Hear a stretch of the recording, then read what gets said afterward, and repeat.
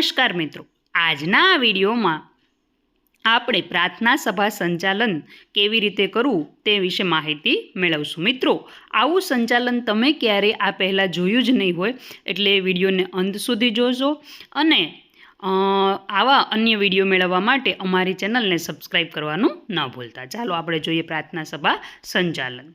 સૌપ્રથમ આપણે શરૂઆત શાયરીથી કરશું કે સૂરજની પહેલી કિરણ લઈને આવ્યો છે નવો સંદેશ। સૂરજની પહેલી કિરણ લઈને આવ્યો છે નવો સંદેશ। મહેનત, સંસ્કાર અને જ્ઞાનથી લખીએ સફળતાનો દેશ।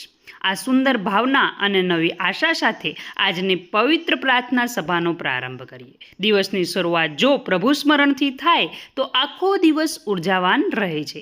માટે સૌપ્રથમ મધુર કંઠે પ્રાર્થના રજૂ કરવા, અથવા તો જો તમારી શાળામાં સમૂહમાં પ્રાર્થના બોલાતી હોય તો અહીં તમારે સમૂહમાં પ્રાર્થના માટે આમંત્રણ આપવાનું છે। પ્રાર્થનાથી મનને મળે શાંતિનો આધાર। પ્રાર્થનાથી મનને મળે શાંતિનો આધાર। પ્રભુ કૃપાથી જીવન બને સુખમય અને સાકાર। ચાલો આપણે સૌ પરમ કૃપાળુ પરમાત્માના ચરણોમાં વંદન કરીને અને હૃદયના શુદ્ધ ભાવથી ભક્તિમય વાતાવરણ સર્જવા માટે આપણે સમૂહમાં પ્રાર્થના કરીશું, અથવા તો જે પ્રાર્થના કરાવવાના હોય એને તમારે અહીં સ્ટેજ ઉપર આમંત્રિત કરવાના છે। મિત્રો, ત્યાર પછી જો પ્રાર્થના પૂરી થાય એટલે તમારે ધૂન અને ભજન આવશે, એટલે કે જો ધૂન ભજન હોય જે હોય એના પ્રમાણે તમારે કહેવાનું છે। ભક્તિના સ્વરો ગુંજે જ્યાં, ભક્તિના સ્વરો ગુંજે જ્યાં ત્યાં આનંદની શરૂઆત થાય। ઈશ્વરના સ્મરણથી જીવનમાં આવે નવી સોગાત। પ્રાર્થના પછી હવે આવા સમગ્ર વાતાવરણને પ્રભુમાં રંગવા માટે ભજન ધૂન દ્વારા ભક્તિનો અનોખો રંગ છલકાવવા અને આપણા મનને પવિત્ર કરવા માટે હું ખાલી જગ્યાને માઇક આપું છું, અથવા તો આમંત્રિત કરું છું। આવી રીતે તમારે એને આમંત્રિત કરવાના છે। ત્યાર પછી આવશે બાળગીત અથવા દેશભક્તિ ગીત કે બાળપણની મીઠી વાતો, બાળપણના મધુર સૂર, હાસ્ય અને આનંદથી ભરી દે વાતાવરણ પૂર। ભક્તિભાવ પછી હવે શાળાના વાતાવરણમાં થોડો આનંદ અને ઉત્સાહ ઉમેરીએ। નાના ભૂલકાઓના ચહેરા પર સ્મિત લાવવા માટે અને સુંદર બાળગીત રજૂ કરવા માટે હું ખાલી જગ્યાને વિનંતી કરું છું। અહીં તમારે બાળગીત કે દેશભક્તિ ગીત જે ગાવાના હોય એને આમંત્રિત કરવાના છે। મિત્રો, ત્યાર પછી આવશે સુવિચાર કે સારા વિચારો જીવનનો સાચો શણગાર બને। જે અપનાવે તેને સફળતાનો અધિકાર મળે। જેમ સારો ખોરાક તનને તંદુરસ્ત રાખે છે, તેમ સારા વિચારો મનને મજબૂત બનાવે છે। આપણને આખો દિવસ પ્રેરણા આપે તેવો આજનો સુંદર પ્રેરણાદાયી સુવિચાર રજૂ કરવા માટે હું ખાલી જગ્યાને આમંત્રિત કરું છું। મિત્રો, અહીં તમારે જે સુવિચાર બોલવાના હોય એને આમંત્રિત કરવાના છે। ત્યાર પછી આવશે જાણવા જેવું। દરરોજ કંઈક નવું શીખીએ એ જ જીવનની ઓળખાણ। જ્ઞાનના પ્રકાશથી ઉજ્જવળ બને આપણું સ્થાન। જ્ઞાન એ દુનિયાનું સૌથી મોટું ધન છે। દરરોજ કંઈક નવું શીખવું એ સાચી પ્રગતિ છે। આપણા સામાન્ય જ્ઞાનમાં સુંદર વધારો કરે તેવું રસપ્રદ જાણવા જેવું રજૂ કરવા જે તમારે આવવાનું હોય બોલવા એને આમંત્રિત કરવાનું છે।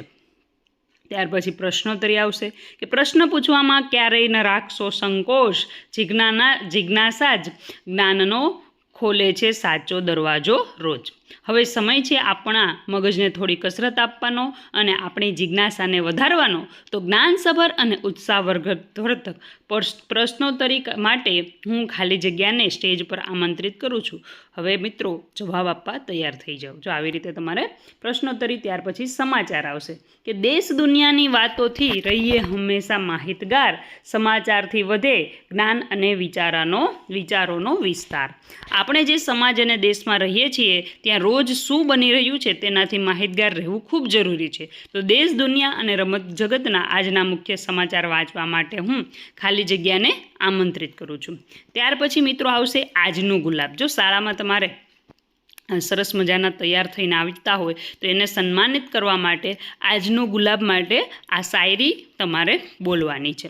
અને જો કોઈનો બર્થડે હોય અને શાળામાં તમારે બર્થડેની શુભકામના સાથે સાથે આજનો દીપક જો ઉજવતા હોય તો તમારે આવી રીતે આપણે અહીંયા મેં લખેલું છે એ રીતે બોલી અને તમારે એ બંનેનું શું કહેવાય કે આગળ આવી અને સન્માન કરવાનું રહેશે।